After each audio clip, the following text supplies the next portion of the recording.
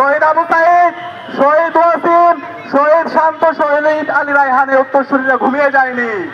শহীদ আবু সাইদ যেভাবে প্রতিবাদ প্রতিরোধ করে চলেছিল, ইনসাফের পক্ষে কথা বলেছিল, বৈষম্যের বিপক্ষে কথা বলেছিল, আমরা শহীদ আবু সাইদ, ওয়াসিম, আলী রায়হানের উত্তরসূরিরা ঠিক একইভাবে আমরা আমাদের বৈষম্যের বিরুদ্ধে ইনসাফের পক্ষে আমরা কথা বলে যাবো ইনশাআল্লাহ।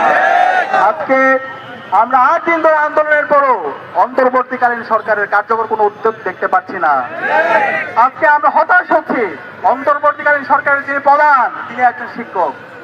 আজকে যিনি শিক্ষা উপদেষ্টা, তিনিও ঢাকা বিশ্ববিদ্যালয়ের একজন শিক্ষক। আজকে যিনি আইন উপদেষ্টা, তিনিও একজন শিক্ষক। আজকে যিনি জ্বালানি উপদেষ্টা, তিনিও একজন শিক্ষক। অন্তর্বর্তীকালীন সরকারে আমরা যাদেরকে দেখতে পাই তারা সবাই শিক্ষক। শিক্ষক হয়ে আপনারা আমাদের শিক্ষকদের বঞ্চনা, তাদের ন্যায্য অধিকার কথা অনুভব করতে পারছেন না। আপনারা যদি এটা করতে না পারেন, আপনাদের এখানে থাকার দরকার নাই। পাঠাই নাই শিক্ষার্থীদের এবং আমাদের শিক্ষকদের ন্যায্য যে দাবি আছে সেই দাবি বাস্তবায়ন করার জন্য আপনাদেরকে পাঠিয়েছি। জুলাইয়ের শ্রমিকদের যে আকাঙ্ক্ষা, তাদের যে প্রত্যাশা, সেই প্রত্যাশা বাস্তবায়ন করার জন্য আপনাদেরকে পাঠিয়েছি। আপনারা যদি মনে করেন এখানে ভোগ বিলাস করতে এসেছেন, তাহলে আপনারা ভুল করছেন। আপনারা যদি এই পথে পথ দাঁড়ান, আমাদের শিক্ষকদের ন্যায্য দাবি মেনে না নেন, তাহলে বাংলাদেশের ফ্যাসিবাদ, খুনি হাসিনা এবং তার দূষণের যে পরিণত হয়েছিল তার চাইতে খারাপ পড়েছে আপনাদের হবে। বলতে চাই, আপনারা হতাশ হবেন না, আপনারা হীনমন্য হবেন না।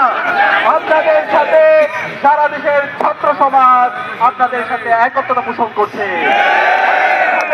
ঢাকা বিশ্ববিদ্যালয় কেন্দ্রীয় ছাত্র সংসদ, রাজশাহী বিশ্ববিদ্যালয় কেন্দ্রীয় ছাত্র সংসদ, চট্টগ্রাম বিশ্ববিদ্যালয় কেন্দ্রীয় ছাত্র সংসদ, জাহাঙ্গীরনগর বিশ্ববিদ্যালয় কেন্দ্রীয় ছাত্র সংসদ সহ নির্বাচিত সকল সংসদ আপনার সাথে একত্রতা পোষণ করছে।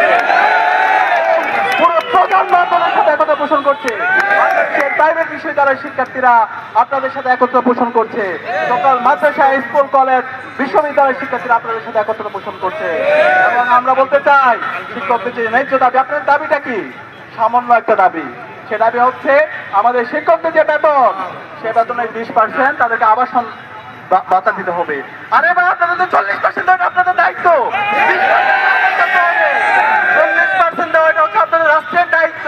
সেখানে কেন একটা শিক্ষককে 20%-এর জন্য দিনের পর দিন এই শহীদ মিনারে রোদে পড়তে হবে এবং বৃষ্টিতে ভিজতে হবে? এবং আমরা আমাদের শিক্ষকদের দাবি, ছোট্ট একটা দাবি, তাদের ট্রিটমেন্টের জন্য, চিকিৎসার জন্য তাদের 1500 টাকা ভাতা। আরে ভাই, 1500 টাকাটা কি বেশি? রাস্তায় টাকা দেওয়া হয়েছে, হাজার হাজার কোটি টাকা আপনারা লোপাট করছেন, সে টাকা উদ্ধার করে।